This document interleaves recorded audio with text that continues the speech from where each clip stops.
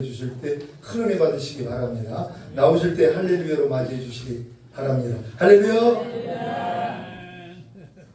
할렐루야. 반갑습니다. 제가 좀 늦었죠.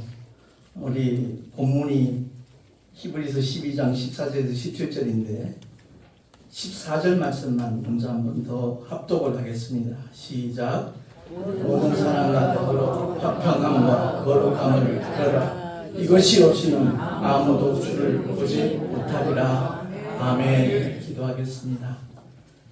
주님 은혜 감사합니다. 좋은 일기도 허락해 주시고 원근각지에서 다 함께 이렇게 한 자리에 모일 수 있도록 우리의 심령을 주장하심을 감사합니다.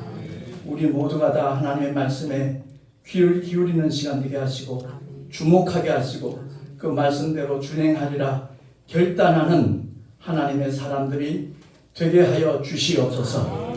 예수 그리스도 이름으로 기도하옵나이다. 아멘. 하나님 택하심과 부르심을 입은 분들만 한번 아멘 하십시다. 아멘. 주님 사랑하시면 아멘 합시다. 아멘. 한 번 더 아멘 하시는데 정말 주님만을 사랑하리라 결단하신 분들 아멘 하십시다. 아멘. 감사합니다. 목회자가 하는 일 우리가 현재 준행하고 있지만 다양하죠. 신방도 가야 되고 또 교육도 해야 되고 전도도 나가야 되고 근데 가장 많이 우리가 하는 일은 바로 말씀을 대언하는 그 일이 포함되어 있는 예배자로 서는 거잖아요. 아닌가 보네. 우리 모두 끝까지 하나님 앞에 예배자로 서는 자가 되기를 예수 이름으로 축원합니다.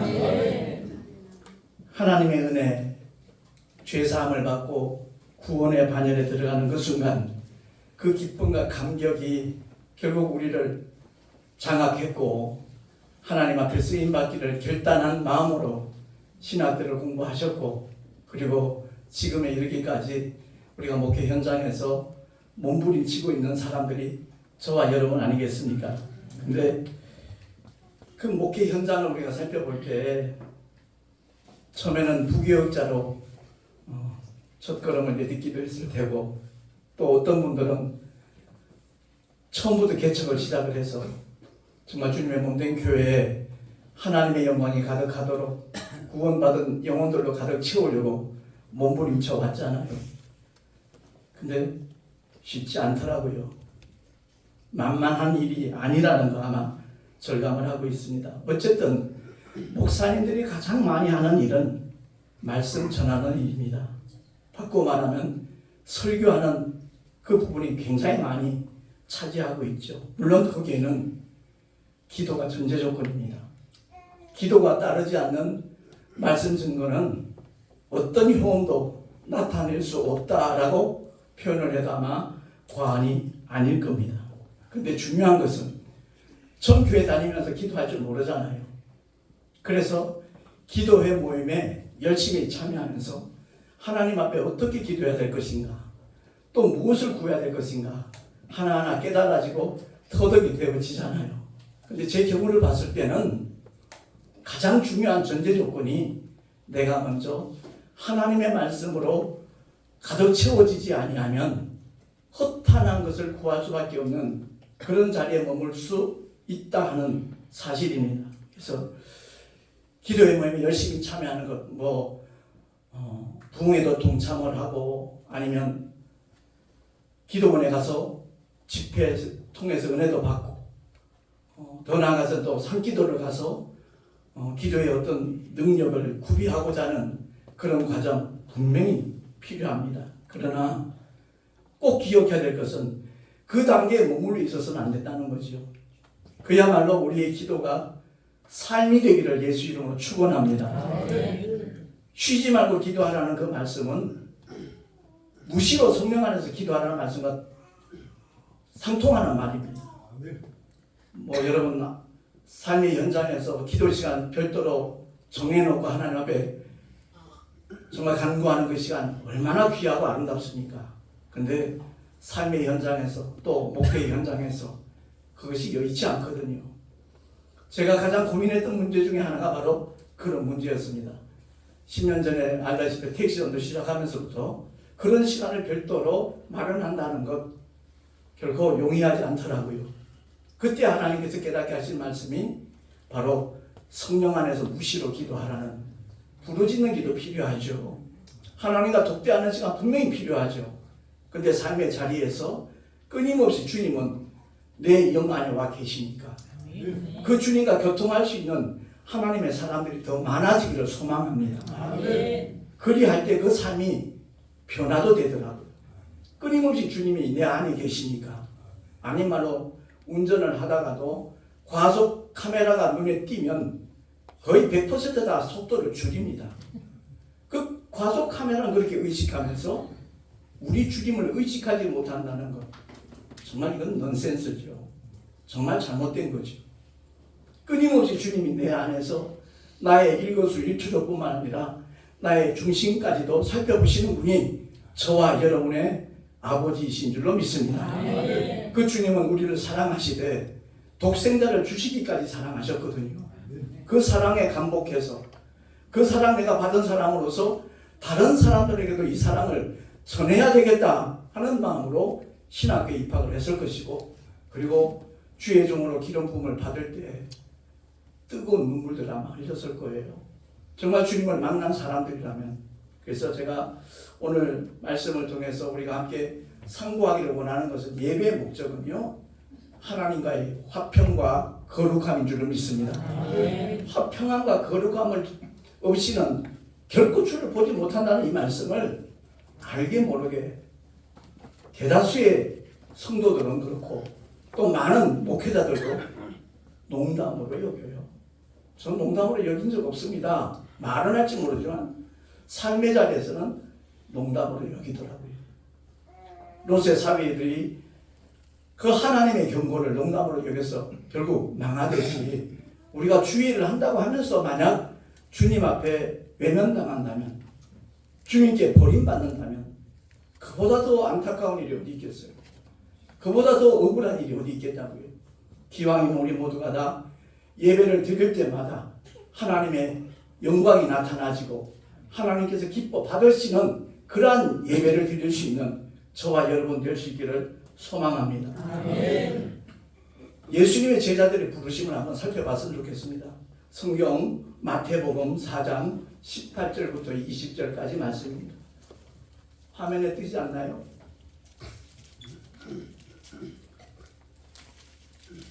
우리가 한 목소리를 한번 천천히 합독을 하겠습니다. 시작. 갈릴리 해변에 다니시다가 두 형제 곧 베드로와 하는 시몬과 그 형제 안드레가 바다에 그물을 던지는 것을 보시니 저희는 오라 말씀하시되 나를 따라오너라. 내가 너희로 사람을 낳는 어부가 되게 하리라 하시니 저희가 곧 그물을 버려두고 예수를 쫓으니라. 아멘. 주님이 택하여 부르셨을 때 망설이지 않았습니다. 주님의 참 제자가 되는 첫 번째 조건이 망설임이 없어야 돼요. 주저함이 없어야 돼요. 이것이 하나님의 소명이라 깨닫는다면 그대로 움직이는 자가 복 있는 사람인 줄로 믿습니다. 부르신 목적이 뭐예요? 사람 낳는 어부가 되겠다, 그렇게 만들겠다 하신 주님의 목적이 뭐냐고요? 고린도후서 5장 18절에 보면 사도 바울은 이렇게 고백을 합니다. 제가 읽겠습니다. 모든 것이 하나님께로서 났으며 그가 그리스도로 말미암아 우리를 자기와 화목하게 하시고 또 우리에게 화목하게 하는 직분을 주셨으니. 아멘. 믿습니까? 아멘. 저와 여러분이 먼저 하나님과 화목해 되었기 때문에 복음을 전하고자 하는 마음도 생긴 것이고, 그리고 하나님께서는 택하여 부르신 사도들과 모든 주의 종들을 화목하게 하는 직책, 그것을 주시기 위함이라는 것 우리 모두 깨달을 수 있기를 바랍니다. 아멘. 뿐만 아니라 나약한 목회자들 사실 많잖아요. 우리 주변에도 많고요. 어쩌면 우리 가운데 있을 수도 있어요. 근데 하나님께서는 결코 우리를 나약한 자로 보내시지 않아요. 아멘. 마태복음 10장 1절 말씀 우리 다시 한번 합독을 하겠습니다. 시작. 예수께서 그 12 제자를 부르사 더러운 귀신을 쫓아내며 모든 병과 모든 약한 것을 고치는 권능을 주십니다. 아멘. 이것이 하나님의 약속임을 믿으시면 아멘 하시다. 차별하지 않아요. 정말 주님의 택하심을 받고 부르심을 받은 모든 하나님의 사람들에게는 동일한 하나님의 권능을 허락하여 주시는 줄로 믿으시기 바랍니다. 한 20수년 전 얘기입니다만 제가 일산에서 목회할 때 귀신 쫓는 사역에 집중한 적이 한 3년 가까이. 제 예전 일인이 김기용 목사라 그랬잖아요. 귀신 쫓는 목사는 가장 먼저 떠오르는 인물이 있잖아요. 김기동 목사님이 생각날 겁니다. 그 목사님 동생이라고 소문이 났어요. 그래서 제가 교육전도사로 있을 때 알게 된 집사님이 8년 동안 폐병으로 마산에 있다가 공주에 있다가 제가 일산에 개척했다는 소리 듣고 찾아왔더라고요. 근데 보니까 각혈까지 하는데 정말 너무 불쌍해 보이는 거예요. 그때 제가 성경에서 예수님이 귀신 쫓는 사역의 현장들을 본인의 입으로 직접 읽게 만들고 귀신은 어떻게 쫓겨나냐? 예수 이름이다. 그리고 성령을 힘입어서다. 그리고 믿음으로다. 동시에 말씀으로 귀신을 쫓아내는 거다. 그 성경 복음서에 나와 있는 걸 본인의 입으로 직접 다 읽게 만들었어요. 그래서 문인경 집사 진짜 예수 믿어? 아유 그러면 목사님 진짜 믿어? 믿죠. 아니 정말로 믿냐고. 아, 믿어요 목사님 왜 그러세요? 그러면 주님이 내 죄를 다 담당하시고 십자가에서 피 흘려 죽으심으로 말미암아 예수 이름을 믿는 내가 모든 죄에서 사함을 받고 천국에 들어간다는 하나님 약속 믿어? 아멘 그러더라고. 그 어마어마한 큰 약속, 영원한 약속을 믿으면서 지금 현재 내가 이 자리에서 경험할 수 있는 하나님의 약속의 말씀을 믿지 못하는 것, 이거 뭐 문제 있는 거 아니야? 모순하냐? 그랬더니 눈빛이 달라지는 거예요. 목사님 맞아요. 제가 그 점을 생각 못했어요. 그러면 성경 말씀대로 믿는 자들에게 이런 표적이 따른다 그랬으니까 지금 쫓자. 아멘 그러더라고요. 그래서 그 현장에서 예수 이름을 명하기 시작했고 그 속에서 실체가 드러나는 거예요. 조용한 목사님도 귀신 쫓는 사람 많이 해보셨지만 그 더러운 형상들이 막 형태가 드러나는 거예요. 혓바닥이 쫙 나오고 막 눈빛이 이상해지고 이 더러운 귀신아 이 사람은 하나님께서 자기 별로 사신 예수의 보혈로 구원받은 하나님의 자녀야. 네가 있을 곳이 아니야. 이 더러운 귀신아 예수 이름 명하네 떠나갈지어다. 아 뒤로 팍 쓰러지더라고요. 그분이 깨끗하게 낫고 난 다음에 능곡 사랑교회가 지금 없어졌지만 황필화 목사님이 심호하던 그 교회 성도들이 우리 교회를 찾아오기 시작하는 거예요. 그래서 그 사역이 또 조 목사도 그런 얘기 할 때다마는 귀신 쫓아낼 때 참 재밌어요. 3년 반 가까이 그 사역을 했어요. 그랬더니 이단이라는 소문이 쫙 난 거예요. 그때부터 제가 기도하는 가운데 굳이 이런 문제를 안고 갈 이유는 없다. 하나님께서 궁극적으로 그러한 사역을 하신 이유는 죄사함 받고 영원히 구원받도록 하기 위함이지 당장 병 고치는 것, 귀신 쫓아내는 것 사실 그 사역을 하면 나도 모르게 교만이 틈타더라고요. 귀신도 쫓을 줄 모르면서 무슨 목회를 해요. 이런 마음이 들어요. 그것 때문에 한참 회개했어요. 내 믿음이 좋아서가 아니라 주 예수의 이름이 권세가 있어서 하나님의 영원한 약속의 말씀이 변함이 없으니까 또 성령을 힘입어서 말씀으로 쫓아내는 것이지 내 믿음이 굉장한 믿음이라 쫓아내는 것처럼 착각하게 만들더라고요. 그래서 다시 한번 우리가 이 주님 우리의 택하여 부르셨을 때 주신 권능과 권세가 어떤 것인가? 더러운 귀신 쫓아내며 모든 병과 모든 약한 것을 고치는 권능을 저와 여러분에게도 주신 줄로 믿습니다. 이것이 내 목회사에서 나타난다고 해서 교만할 거 하나도 없고요. 목적은 영혼 구원이니까. 우리 모두가 다 주님 맡겨주신 사명 감당하는 하나님의 사람들 되기를 예수 이름으로 축원합니다. 마가복음 1장 38절 39절입니다.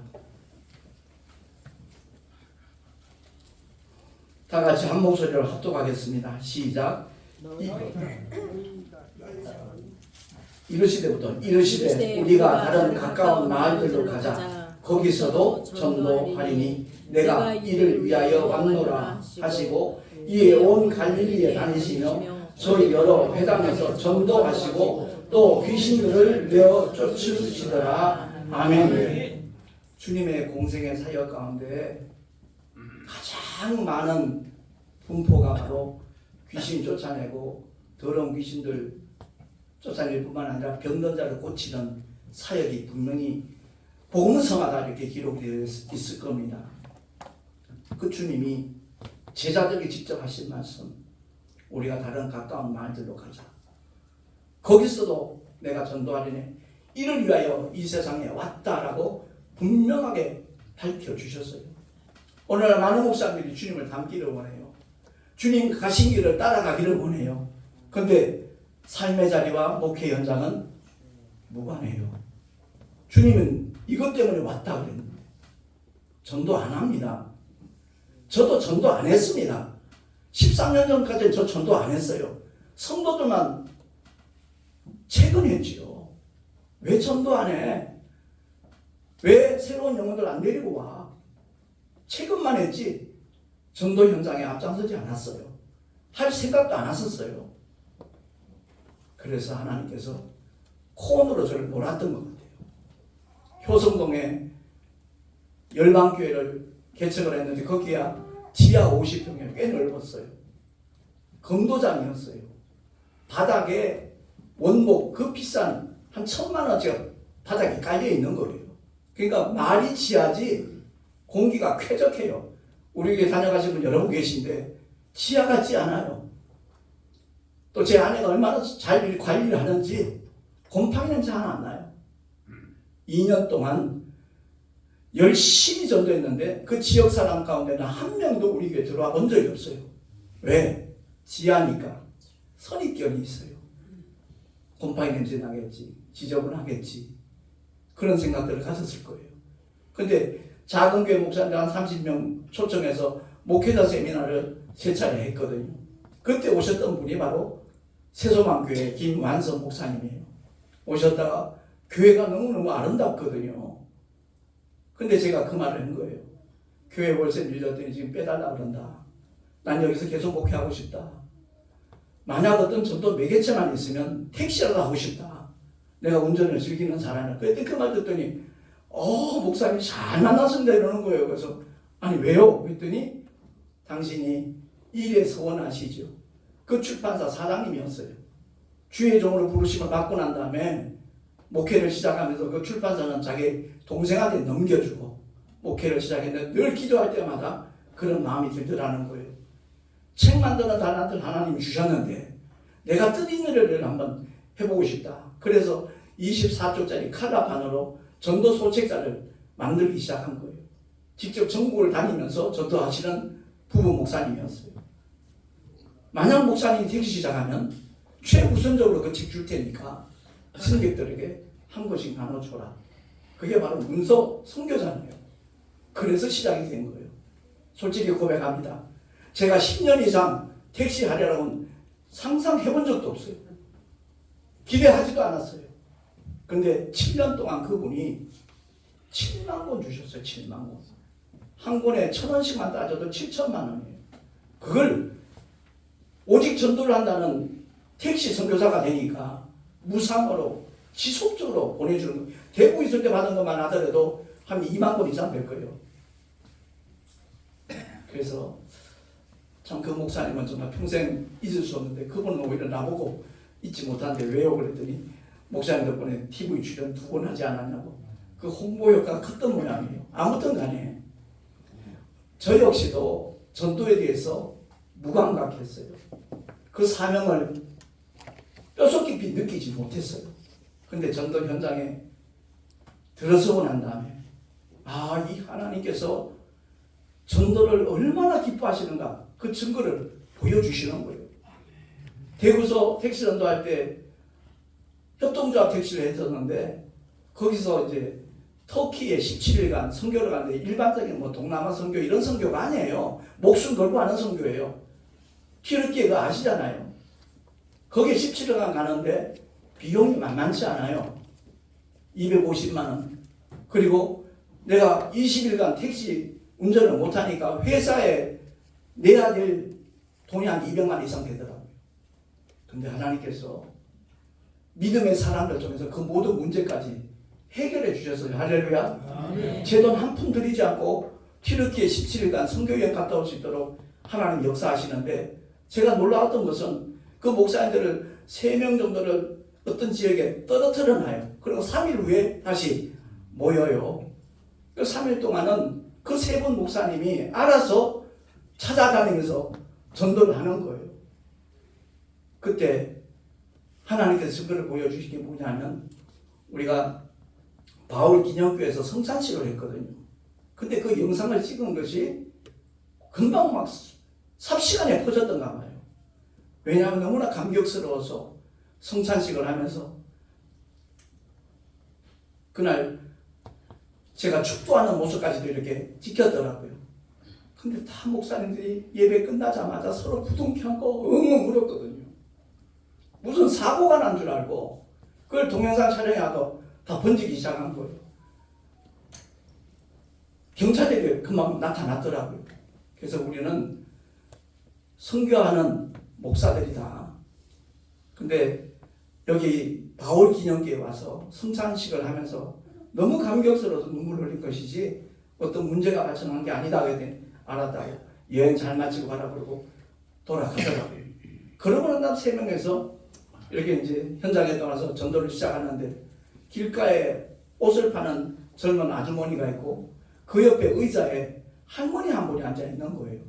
저는 이제 그 스마트폰에 번역기를 많이 이용을 했어요. 일전에도 한번 그런 말씀 드린 적이 있지만, 닉부이치치의 동영상을 그들에게 먼저 보여주면 그들의 눈빛이 달라져요. 모든 불행의 악조건을 다 한 몸에 지니고 있는 사람이 어쩌면 이렇게 행복할 수 있을까? 의구심이 생기는 거죠. 왜 그런지 아냐? 예수를 만났기 때문이다. 당신도 이렇게 행복하기를 원하냐? 그럼 아민 그래요. 그럼 당신의 연락처, 이름, 주소를 나한테 적어달라. 그래가지고 그 내용을 현지 장기 선교사님한테 넘겨주는 것. 그게 바로 이제 단기 선교사들의 사역이었거든요. 그래서 그 사역을 이제 열심히 하기 위해서 이렇게 다니는데, 웬 할머니가 앉아서 고통스러워하는 것 같아요. 그래서 우리 그 동영상을 보여주면서 우리는 예수 그리스도를 믿는 하나님의 종들이다. 하나님은 약속하셨다. 병든 사람의 손을 얹어서 나아지라 그랬으니까 기도해 주고 싶은데 하도 되겠습니까? 그러니까 그러면요 환영을 하지요. 그래서 손을 얹고 간절하게 기도했어요. 주님 증거 보여주세요. 우리가 터키까지 온 것은 정말 한 영혼이라도 주님 품에 안기도록 하기 위해서 온 거니까 증거 보여주세요. 간절하게 기도했더니 예수 그리스도 이름으로 축복하며 기도하옵나이다 그랬더니 우리는 아멘, 그리고 그분은 아민 그러더라고요. 그러더니 잠깐 기다리래요. 기다리더니 그 옆에 있는 연립주택 같은 그 건물로 계단으로 들어가더니 금방 양말 3켤레 들고 온 거예요. 그 옷가게 아주머니가, 이 할머니가 걷지 못해서 맨날 쩔쩔매던 사람인데 이렇게 왔다 갔다 그러면 뛰어다니는 이 모습 자기도 놀랐다는 거예요. 그러니까 우리 세 팀에게 기념으로 감사의 뜻으로 양말 한 켤레씩 주더라고요. 지금도 저희 집에 그 양말이 있습니다. 신지 않고 있는데, 하나님께서는 정말 주님이 맡기신 사명을 감당하고자 할 때 이 모양 저 모양으로 역사하시고 증거를 보여주시는 줄 믿으시기 바랍니다. 우리 모두가 다 목회를 하면서 착각하는 수 있어요. 내가 참 지혜롭게 잘 선택했지, 세상 종교가 아니라 기독교를 잘 선택했지, 이렇게 생각하는 분도 없지 않아 있을 거예요. 자부심 가지는 분도 없지 않아 있을 겁니다. 근데 주님은 말씀합니다. 요한복음 15장 16절 합독합니다. 시작. 너희가 나를 택한 것이 아니요 내가 너희를 택하여 세웠나니 이는 너희로 가서 과실을 맺게 하고 또 너희 과실이 항상 있게 하여 내 이름으로 아버지께 무엇을 구하든지 다 받게 하려 함입니다. 아멘. 그 터키 선교 갈 때 선교 비용을 대납해준 그 집사님 부부가 벌써 6년째 우리 교회 운영비를 매월 말일이면 100만 원을 보내고 있어요. 택시 안에서 잠깐 만났다가 두 번 다시 만나지 못할 그런 사이일 수 있어요. 근데 제가 전한 전도 소식자를 보고 이런 목사님도 계시네? 의아했던가 봐요. 그래서 부인이 그 당시에 임신 중이었는데 몇 달 후에 남자분이 예배 시간에 들어왔더라고요. 2번 연속 주일날 왔어요. 근데 3번째 주일 안 와요. 그 2번째 주일날 헌금한 금액이 한 30만 원 헌금을 한 거예요. 개척교회에서 그렇게 모르는 성도가 와서 그렇게 헌금 못 하거든요. 그래서 3번째 주일 안 오시기에 작별 인사였나 보다 이렇게 생각했어요. 그런데 여자분이 들어오는 거예요. 30대 중반에. 알고 보니까 그 임산부였어요. 전 택시 운전하는 손님들 얼굴을 거의 안 봐요. 앞자리만 쳐다보니까. 그분이 전혀 몰랐죠. 근데 예배를 마치고 난 다음에 그 얘기를 하는 거예요. 남편이 여기 2번 예배 드리고 난 다음에 난 그 교회 좋더라. 당신도 괜찮으면 우리 그 교회를 섬기자. 그래가지고 연결이 되어서 지금까지 정말 저한테 굉장히 큰 힘이 돼요. 기쁨이 되고 보람이 되고. 아무튼 우리 모두가 하나님의 뜻대로 움직이고자 하면 꼭 기억해야 될 것. 내가 선택한 것 같지만 하나님께서 나를 택하여 세웠다. 나는 참으로 부족한 것 투성이지만 그런 나를 주님은 충성되이 여겨서 그야말로 하나님의 종의 반열에 들어갈 수 있도록 이끌어 주셨다. 그거 한 가지만 잊지 않아도 우린 늘 기뻐할 겁니다. 늘 감사할 겁니다. 우리 모두가 다 끝까지 이 주님의 길을 걸어가고 달려갈 수 있기를 예수 이름으로 부탁합니다. 오늘날 우리 시대가 참 혼탁한 시대가 되었잖아요. 주님이 그래서 미리 말씀하십니다.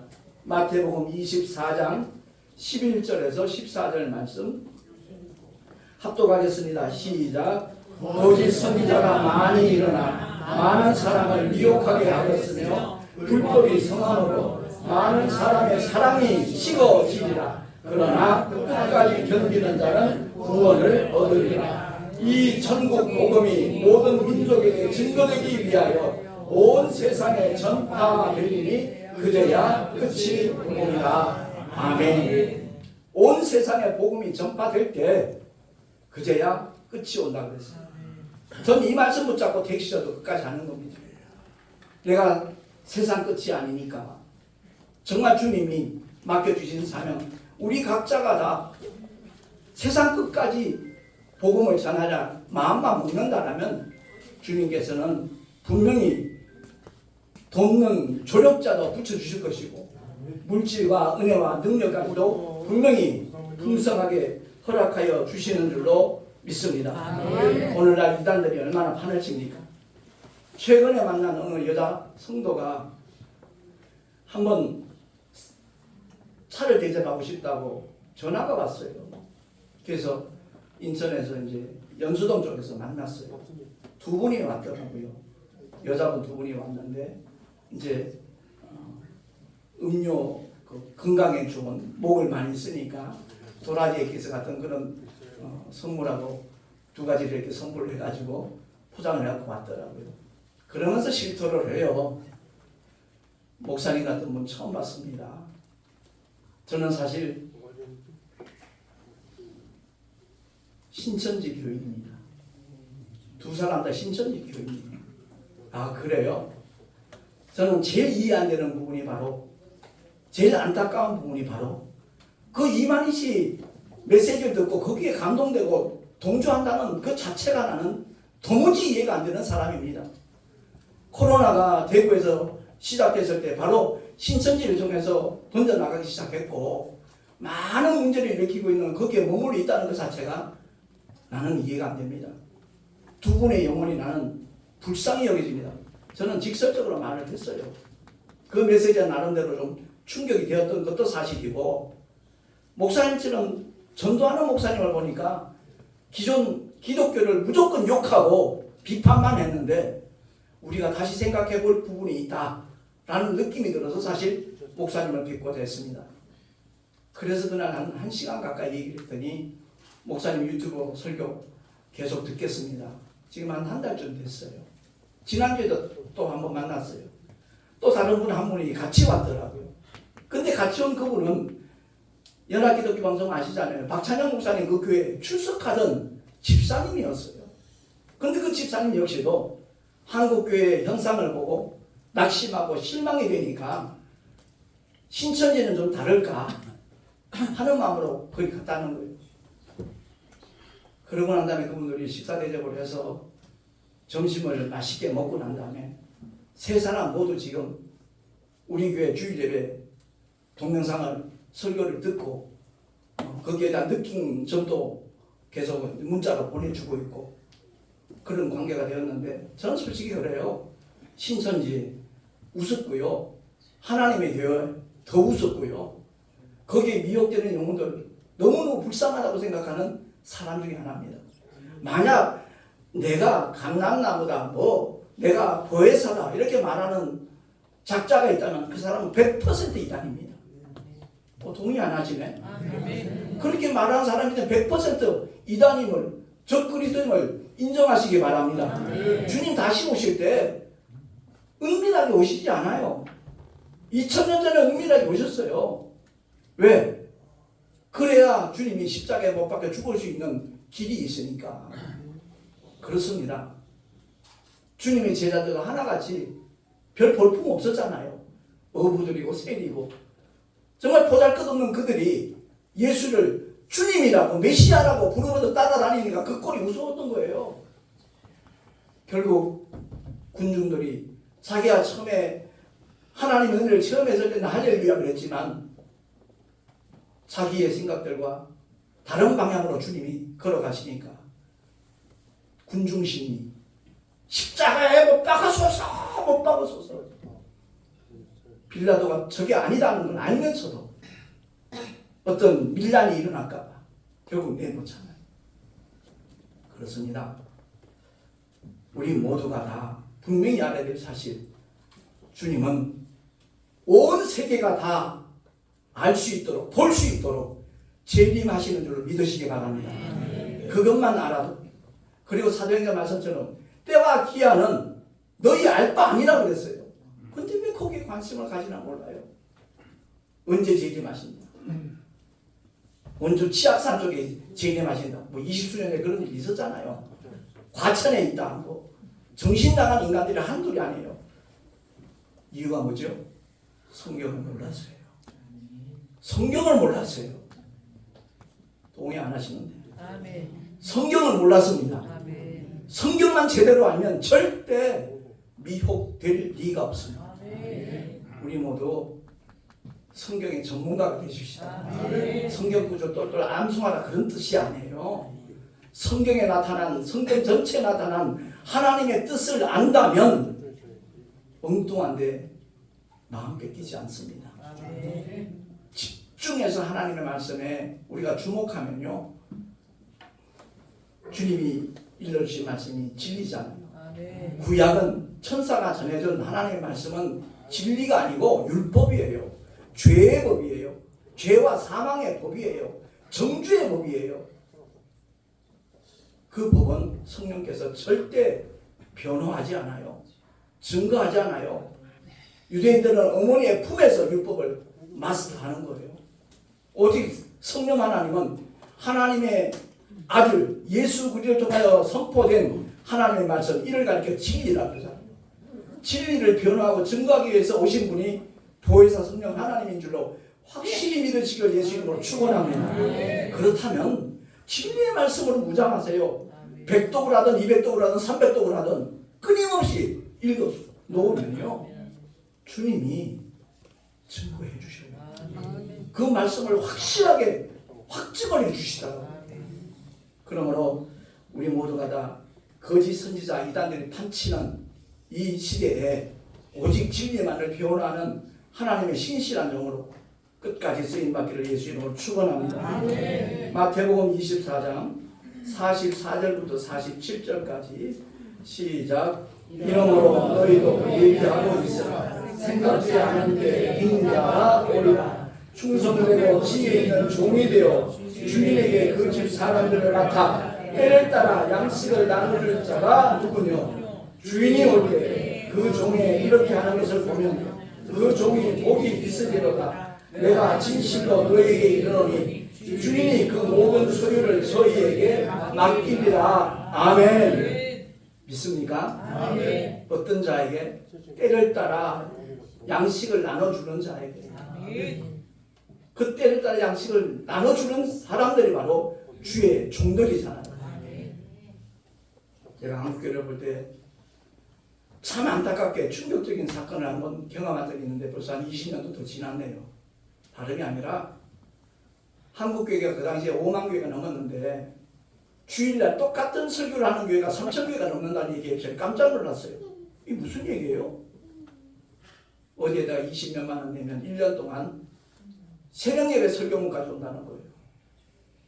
그대로 읽어내면서 목회라고 생각하는 그런 사람들이 있다면 그들은 지금 현재 속고 있는 겁니다. 분명히 알아야 될 것은 저와 여러분이 하나님 앞에 무릎을 꿇고 하나님의 말씀에 대하여 깨달아지는 부분, 주님이 깨닫게 하시는 부분, 그것을 나누는 하나님의 사람이 되었을 때 주님은 기뻐하시는 줄로 믿습니다. 전에도 고백한 적이 있죠. 저도 24년 동안 열심히 세미나 다녔어요. 정말 열심히 다녔어요. 근데 그것이 아니라는 사실을 하나님이 깨닫게 하시고 난 다음부터는 세미나 안 다닙니다. 오라 그래도 안 갑니다. 정말로 하나님의 말씀 앞에 무릎 꿇고 있으면요, 주님이 보여주셔요. 알게 하셔요. 깨닫게 하셔요. 그거 나누는 게 목회인 줄로 믿습니다. 세미나 다니시는 분들은 어떤 맹점을 갖고 있느냐? 가르치려 들어요. 니들 이거 모르지? 난 알아. 얼마나 교만한 모습이 보이는지 몰라요. 다른 사람들 모르더라고요. 근데 저한테 보여요, 그게. 아이고, 저것도 하나 배웠다고 또 설치되는 거예요. 그런 사람 많습니다. 이건 사실 심각한 문제거든요. 우리가 주님 앞에 섰을 때 정산을 하게 될 텐데 그날을 새까맣게 잊어버려요. 기억조차 하지 않아요. 일단 내가 잘 되면 되고, 일단 교인이 늘어나면 좋고, 일단 헌금도 증가될 테니까 그것 때문에 만약 목회하고 있다면 우리 스스로에게 한번 얘기합시다. 정신 차리자. 정신 차리자. 따라하신 분들 고맙습니다. 그분들은 진짜예요. 그래요. 하나님이 기뻐하신 진짜가 되기를 예수 이름으로 축원합니다. 사도 바울 한번 보십시다. 빌립보서 3장 12절에서 14절 시작. 내가 이미 얻었다 함도 아니요 온전히 이루었다 함도 아니라 오직 내가 그리스도 예수께 잡힌 바 된 그것을 잡으려고 쫓아가노라. 형제들아, 나는 아직 내가 잡은 줄로 여기지 아니하고 오직 한 일, 즉 뒤에 있는 것을 잊어버리고 앞에 있는 것을 잡으려고 헛되게 하며 그리스도 예수 안에서 하나님이 위에서 부르신 부름의 상을 위하여 쫓아가노라. 아멘. 이런 마음 가지신 분들만 아멘합시다. 2년 전에 제가 총회장 되고 나니까 가장 많이 들은 소리가 뭔지 아세요? 이제 총회장 되셨으니까 위치도 있고 그러니까 택시전도 그만하십시오. 많은 분들이 그 얘기 하더라고요. 그때 저를 붙잡아준 말씀이 바로 이 본문 말씀이에요. 사도 바울의 고백이에요. 그가 세계 선교 여행을 3차 여행을 다니면서 복음을 전했던 사람이잖아요. 3년마다 옮겨가면서 복음을 듣지 못한 자들에게 복음을 전파했던 믿음의 사람이 바로 사도 바울이잖아요. 그에게 많은 사람들이 그만큼 했으면 됐지. 교회가 얼마나 많이 세워졌어. 아마 그랬을 거예요. 그리고 환난과 핍박이 나를 기다리고 있다는, 결박이 기다리고 있다는 그런 얘기를 주변에서 많이 들었을 때 그는 전혀 흔들리지 않았어요. 왜? 다메섹 도상에서 주님이 택하여 부르셨으니까. 그것보다 확실한 건 없었거든요. 그것보다 믿을 만한 하나님의 약속은 없었거든요. 그래서 내가 이미 얻었다는 아니다. 구원의 미확신이 아닙니다. 이건 내가 이미 얻었다는 아니요, 온전히 이루었다는 아니라 오직 내가 그리스도 예수께 잡힌 바 된 그것을 잡으려고 나는 언제까지나 끝까지 쫓아갈 것이다. 본인의 각오를 다짐을 표현하는 거예요. 우리 모두 이런 마음을 사모하십시다. 다 함께 공유할 수 있기를 예수 이름으로 축원합니다. 베드로는 이와 같이 노래합니다. 베드로전서 1장 3절에서 4절까지 시작. 찬송하리로다. 우리 주 예수 그리스도의 아버지 하나님 그 많으신 긍휼대로 예수 그리스도의 죽은 자 가운데서 부활하심으로 말미암아 우리를 거듭나게 하사 산 소망이 있게 하시고 썩지 않고 더럽지 않고 쇠하지 않는 기업을 있게 하시니 곧 너희를 위하여 하늘에 간직하신 것이라. 아멘. 보이는 세상이 만약 소망이라면 그분은 이미 실패한 겁니다. 보이지 않는 세계, 영원한 하나님의 나라가 저와 여러분의 소망이 되길 바랍니다. 그런 사람들만 복음을 전합니다. 하나님의 약속을 정말 신뢰하는 믿음의 사람들만 전도의 현장에 있더라는 사실입니다. 말씀을 마쳐야 될 것 같습니다. 요한계시록 22장 12절에서 13절 말씀. 우리의 고백이 되길 바라고요. 합독합니다. 시작. 그러나 내가 속히 오리니 내가 줄 상이 내게 있어 각 사람에게 그의 일한 대로 갚아 주리라. 나는 알파와 오메가요 처음과 마지막이요 시작과 끝이야. 아멘. 분명히 종말은 다가오고 있습니다. 그것이 끝이 아니라는 걸 잘 알잖아요. 영원한 새로운 시작입니다. 두 갈래 길입니다. 저와 여러분 감사하게도 주님의 복음을 듣고 그 아름다운 길을 가고자 결단했고 지금까지 미약하지만 부족하지만 나름 힘쓰며 이곳까지 왔잖아요. 끝까지 달려가십시다. 정말 이 말씀이 우리에게 각인되어서 주님이 나를 택하여 부르셨을 때 그 부름의 상을 주시기 위해서 택하여 부르셨다. 내가 얼만큼 일하느냐에 따라서 얼마만큼 충성하느냐에 따라서 얼마만큼 복음 전파에 앞장서느냐에 따라서 그 상급이 결정된다는 것을 꼭 기억을 하고 주님 바라보며 걸어가고 달려가십시다. 기도하겠습니다. 우리도 다 주여 일창하고 통성으로 이 말씀 생각하고 예배를 드릴 때마다 화평함과 거룩함을 추구해야 되는데 앞에 나오는 화평함은 사람들에게 복음을 전하는 사역을 실천한 사람들이에요. 복음을 전해서 그들이 하나님과 불목했는데 하나님과 화목해 만드는 그 사역을 감당하는 자의 예배를 가리키는 겁니다. 뿐만 아니라 증거되는 말씀이 바로 거룩이잖아요. 더러움이 뭔지 아세요? 하나님의 말씀 버리는 게 더러움이에요. 하나님의 말씀에 불순종하는 게 더러움입니다. 우리 주여 일창하고 통성으로 기도하겠습니다. 주여